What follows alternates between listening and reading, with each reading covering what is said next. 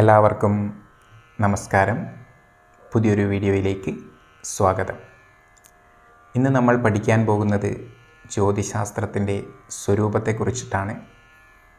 നമുക്കറിയാം, ജ്യോതിഷം എന്നത് വേദാംഗമാണ്. 4 വേദങ്ങളിൽ വേദാംഗങ്ങളും ഉൾപ്പെട്ടിട്ടുണ്ട്.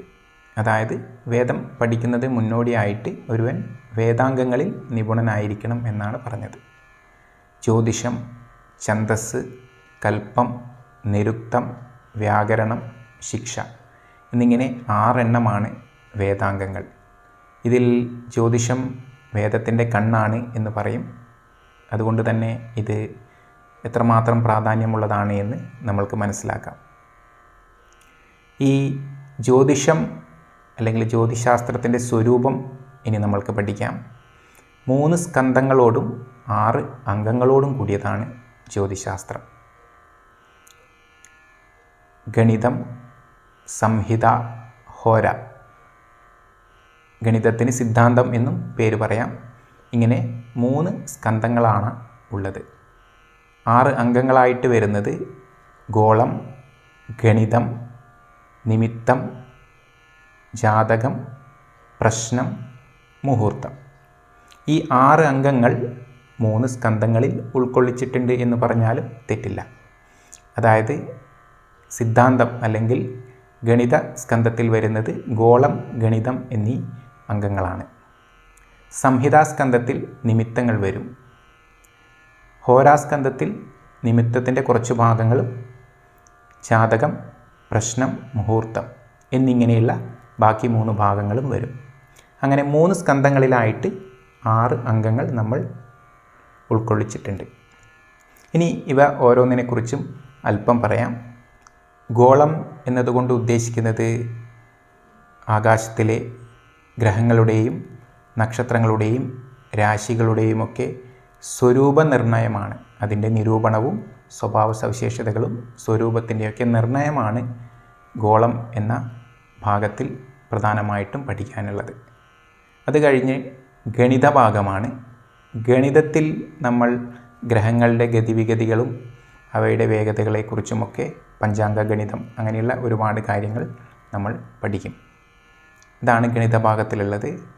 ശേഷമുള്ളത് നിമിത്തമാണ്. നിമിത്തം ഇവിടെ 2 വിഭാഗത്തിലായിട്ട് പറയണം.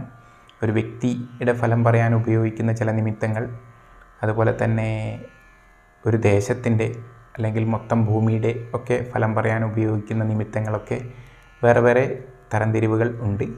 ഉൽക്കകളെയും അവയുടെ വീഴ്ചകളെപ്പറ്റിയും ധൂമകേതുക്കളെയൊക്കെ പറ്റിയുമുള്ള ലക്ഷണങ്ങളും നിമിത്തങ്ങളൊക്കെ പറയുന്ന ഒരു നിമിത്തം വേറെയാണ്.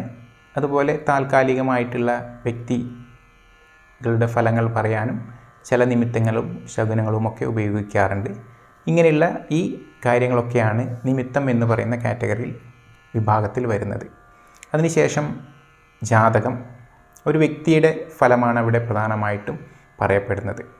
അതായത് ഒരു വ്യക്തി ജനിക്കുന്ന സമയത്ത് ഗ്രഹനക്ഷത്രാദികളെയും ലഗ്നത്തെയും അടിസ്ഥാനമാക്കിയിട്ടുള്ള ഫലങ്ങൾ ആണ് പ്രധാനം.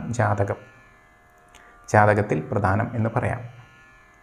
ശേഷം മുഹൂർത്തം, ഒരു കാര്യം ആരംഭിക്കുവാൻ വേണ്ട നല്ല സമയം തിരഞ്ഞെടുക്കുക എന്നതാണ് മുഹൂർത്ത ഭാഗത്തിൽ പഠിക്കാനുള്ളത്.